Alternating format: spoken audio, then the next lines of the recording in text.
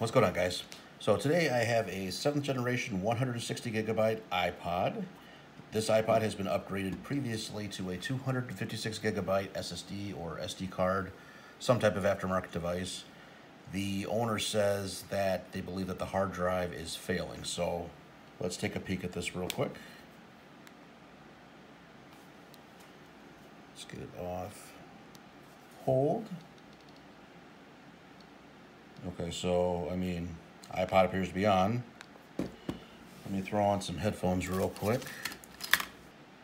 Music works. I have both ears playing out of the headphones. Pause play works. Next works. Previous works. Menu works. Scroll works. Center works. And then obviously from before, the hold button works. So I'm not sure really what the issue is. The owner said they believe that the drive is failing, so I'm going to message them real quick and see if I can get a little bit more information specifically on what is going on. So I will do that, and then I will resume this video whenever I hear from them.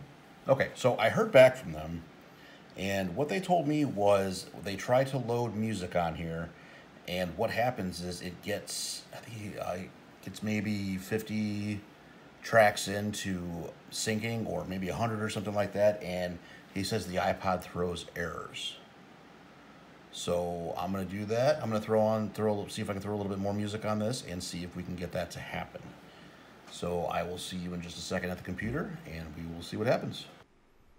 All right, here we are at the computer. I plugged the iPod into the computer. It's showing up in iTunes. So you know what? Let's, just for grins and giggles, let's restore this iPod real quick. Okay, iPod has been restored. Let's throw some music on this thing real quick. And I'm just going to grab, I don't even know, a couple hundred maybe, 300-400. Let's go down at least maybe get through like A through D. That's fine.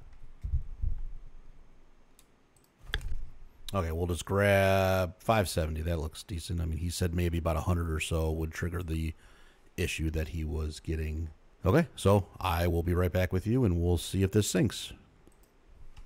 Okay, so I put over 500 tracks on there, and they all went without issue. So you know what? Let's put on a bunch more. Let's put on like another 1,000 or somewhere in there, and we'll see. We'll see what happens. We'll go all the way to G. Oh, that's 2,000. Whatever. So one thing I did notice after, or not after, but the closer to the end of the syncing process of the last set of tracks that I synced, it did get a little bit slower towards the end. So maybe we're working on some type of an issue. That's fine. Okay, so we're going decent fast again. So those errors, those are tracks in here from my Apple Music subscription.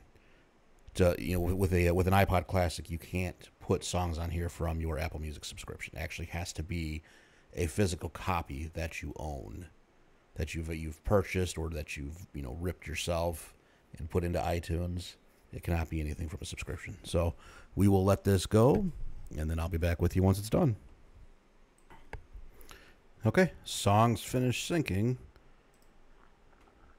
I have 2,200 songs on this thing.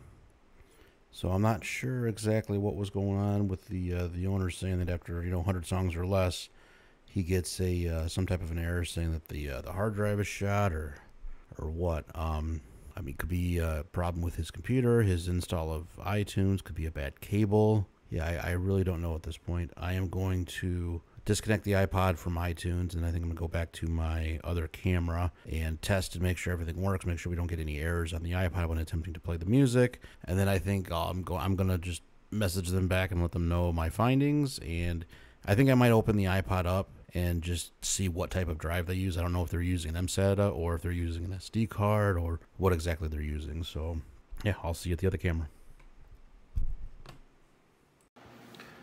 Okay, I just checked out the iPod, and I cycled through maybe a dozen or so songs. So the drive seems like it's working. I just messaged the user and let him know that I synced 2,200 songs to this thing, and everything appears to be okay. The only thing that I can think of is either maybe they have a bad USB cable, bad USB port, a corrupt install of iTunes. I'm not really sure at this point. Another thought that I had was what I said previously on the other camera, or the microphone, was that I was saying about how you can't sync songs from an iTunes subscription, an Apple subscription, that it actually has to be a physical copy of it ripped or purchased from iTunes.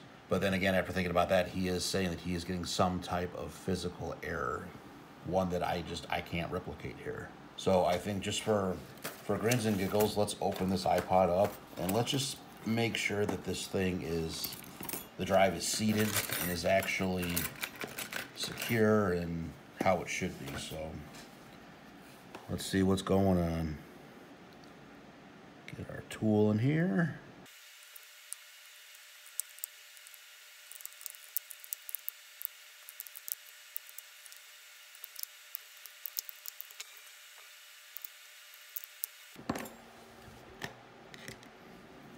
Okay, as I've said 100 million times, don't open it like a book. You could rip the battery connector off the motherboard and you're gonna have a bad day. Take a spudger, hold the battery connector down, get some tweezers, pull the battery cable out like so. And it is an SD card. And everything looks like it's in well. So the one issue that I see here all the time, and actually this is one way that I replicate this issue, but this SD card just slides in here like so. So if this thing takes a drop, head first, it will actually pop this SD card out. I've seen this countless frickin' times. So actually what I do, I go one step a little bit further than this. I actually tape the card in here, and then I put these little pads in front of it as little added extra insurance that it's not going to pop out. But I mean, this thing, it's in, and don't worry about the flex there. It's definitely in. Obviously, if it wasn't in, then we wouldn't be able to sync music or anything like that. So from what I see on the inside, I mean, it looks good. Whoever installed this did a fine job. So I personally really do think that it has to be some type of issue on the owner's end. So let me release this clip real quick. Let's put the battery back in.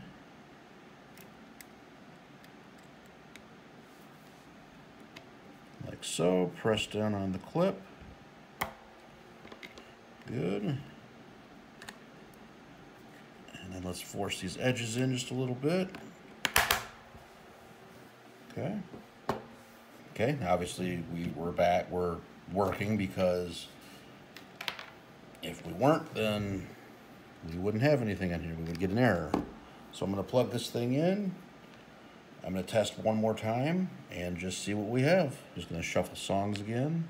So scroll wheel works, play pause works, next works, previous works.